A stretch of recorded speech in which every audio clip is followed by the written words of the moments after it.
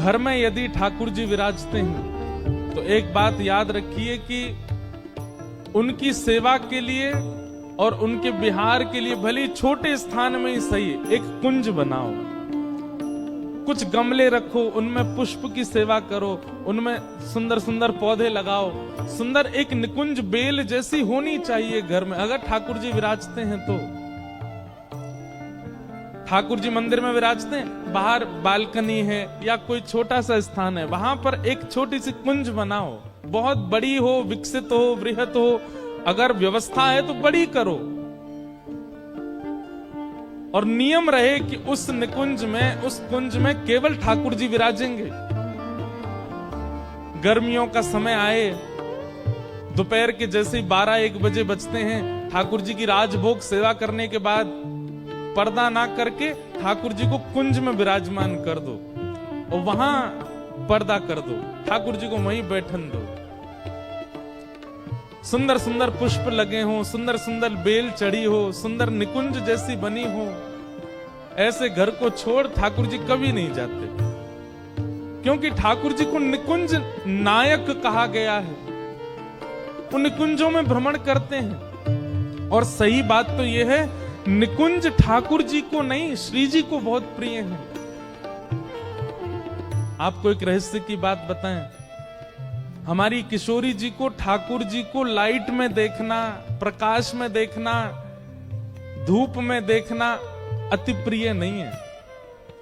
किशोरी जी ठाकुर जी को लेके जाती है सघन वन में अंदर, जहां धूप ना आ सके, वहां श्याम सुंदर का असली वर्ण जब प्रकट होता है, किशोरी जी उसका दर्शन करती हैं। इसलिए कुंज बिहारी, निकुंज बिहारी।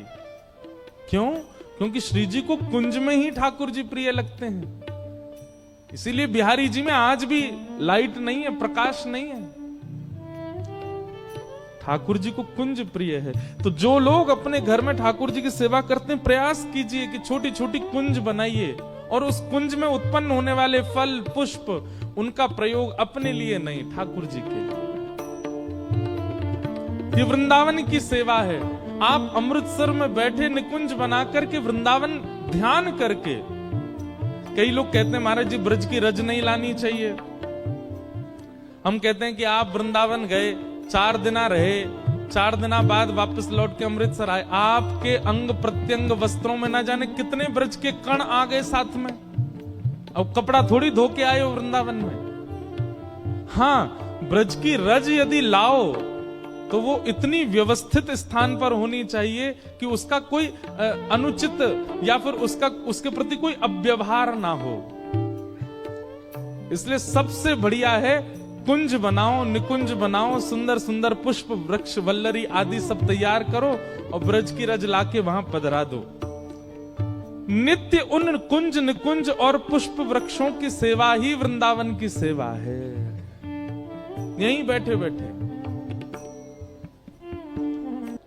स्थान भगवत कृपा से अगर आपको बहुत बड़ा मिला है घर, तो वहां तो बड़ी विस्तृत निकुंज बनाओ। लेकिन ठाकुर जी की कृपा से छोटी कुटिया है तो फिर छोटी सी निकुंज बनाओ। ज्यादा नहीं, 4 गमला ही रख लो, दो गमला को ही व्यवस्थित करो। ठाकुर जी बड़ी छोटी सेवा नहीं देखते, सेवा देखते हैं, और सेवा में बड़ी छोटी होती भी नहीं है।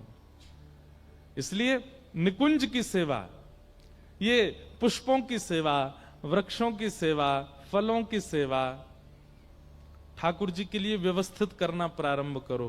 तो ठाकुर सेवा तो केवल ठाकुर सेवा है, लेकिन इस प्रकार से पुष्प वृक्ष वल्लरियों की सेवा, ये निकुंज वृंदावन की सेवा है, और ये ठाकुर जी को बहुत प्रिय लगती है। हमने एक बात कही है भैया, आप तिलक लगाते हैं, कंठी पहनते हैं, एकादशी व्रत करते हैं, मतलब आप वैष्णव हो, लेकिन आप पर्यावरण से मित्र नहीं हैं, पर्यावरण से प्रेम नहीं है आपको, तो आपकी वैष्णवता से ठाकुर जी प्रसन्न नहीं है। ठाकुर जी को पर्यावरण बहुत प्रिय है। हमारे वृंदावन का पर्यावरण नष्ट होता जा रहा है, इसलिए कम से कम अपने घर के ठाकुर का पर्यावरण, उनके लिए सुंदर कुंज हो, निकुंज हो, मिट्टी हो, ठाकुर जी को कभी कभी वहां आनंद कराओ।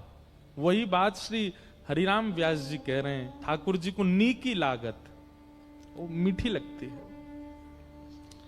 ऐसे से हरिराम व्यास जी को हम प्रणाम करते हैं।